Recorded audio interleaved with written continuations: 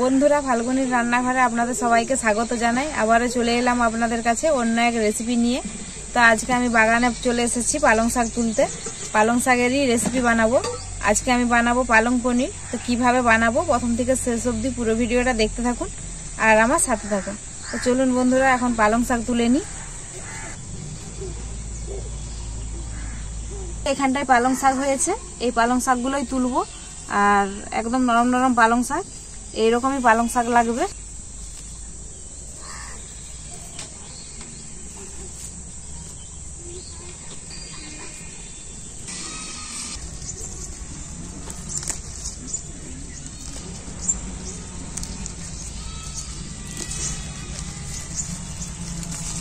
পালং শাক আমার তোলা হয়ে গেছে, এগুলো হলেই হয়ে যাবে আমার। আমি এখন রান্নার কাছে চলে যাব। পালং শাকটা তুলে ধুয়ে নিয়ে চলে এসেছি রান্নার কাছে। এখন উনুনে বসিয়ে দেব কড়াইটা। প্রথমে আমি পালং শাকগুলো সেদ্ধ করতে দিয়ে দেবো কড়াইতে। এরপর আমি অল্প একটু জল দিয়ে দেবো এর মধ্যে। পালং শাকটা ঢাকা দিয়ে খুব ভালো করে সেদ্ধ করে নেব। ঢাকাটা খুলে দেখে নেব কতটা সেদ্ধ হয়েছে।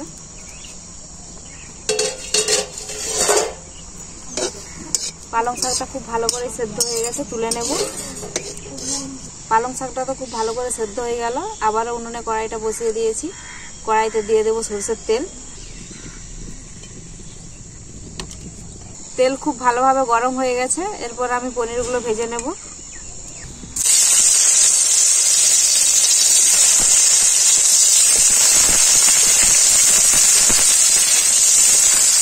পনিরগুলো খুব বেশিক্ষণ ভাজবো না, অল্পই ভাজবো। তো অল্প করেই ভাজা হয়ে গেছে, এখন আমি তুলে নেব।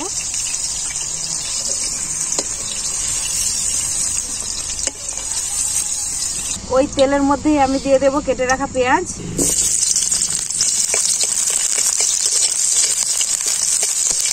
পেঁয়াজটা আমার হালকা করে ভাজা হয়ে গেছে। এখন আমি এর মধ্যে দিয়ে দেব টমেটো আর দেব কাঁচা লঙ্কা, আদা,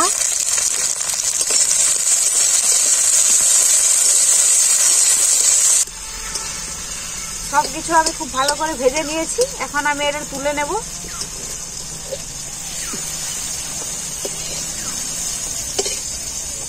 এরপর আমি ভাজা মশলাগুলো বেটে নেব শিলনোড়াতে।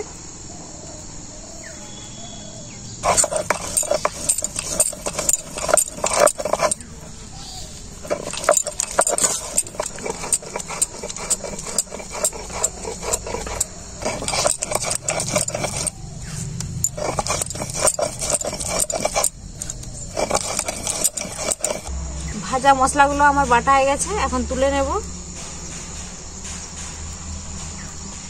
এরপর আমি শিলনোড়াতে পালং শাকটাও বেটে নেব।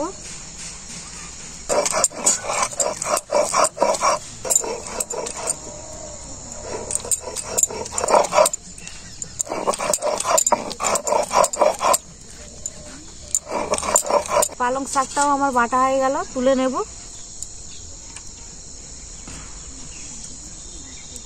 আবারও দিয়ে দেব কড়াইতে সরষের তেল। তেলটা খুব ভালোভাবে গরম হয়ে গেছে। এরপর আমি এর মধ্যে ভেজে রাখা বাটা মশলাটা দিয়ে দেব।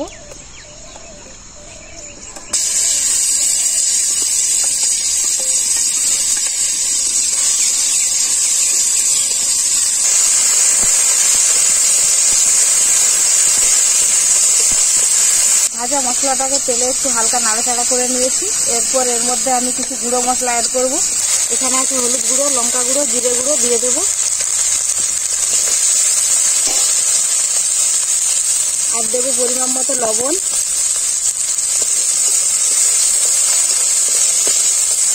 মশলাটাকে আমি খুব ভালো করে ভেজে নিয়েছি। এরপর আমি এর মধ্যে দিয়ে দেব সেদ্ধ করা বাটা পালং শাকটা।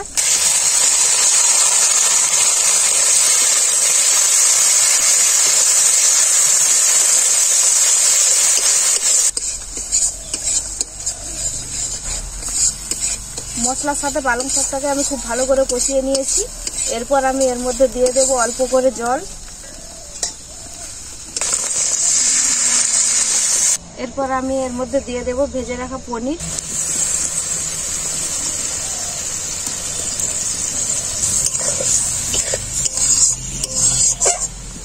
আমি এটাকে কিছুক্ষণের জন্য চাপা দিয়ে দেব। 2 মিনিটের মতো ঢাকা দিয়েছিলাম, 2 মিনিটের মতো হয়ে গেছে। ঢাকাটা খুলে দেখে নেব।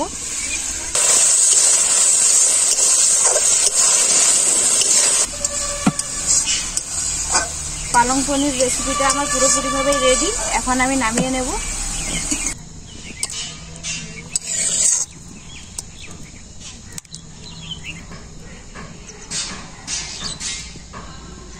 আমি ভাত দিয়ে খাচ্ছি, আমার ভাত দিয়েই খেতে ভালো লাগে। আপনারা চাইলে লুচি পরোটা দিয়েও খেতে পারেন, সবের সঙ্গেই খুব ভালো লাগবে।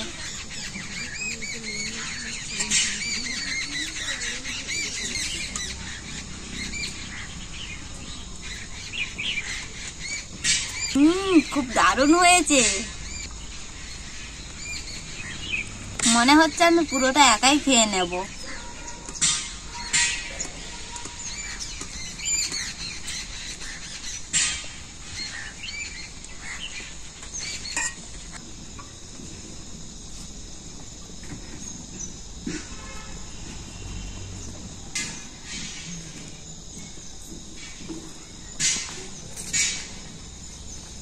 লাগছে কিন্তু কতটাই ভালো লাগছে, থালাটা পুরো পরিষ্কার করে খেয়ে নিয়েছে। তো বন্ধুরা, পালং পনির রেসিপিটা আপনারা দেখলেনই তো কতটা সহজভাবে রান্না করলাম। একদম টাটকা টাটকা বাড়ির পালং। আপনারাও এভাবে বাড়িতে বানিয়ে খাবেন পালং শাকের এই পালং পনির রেসিপিটা।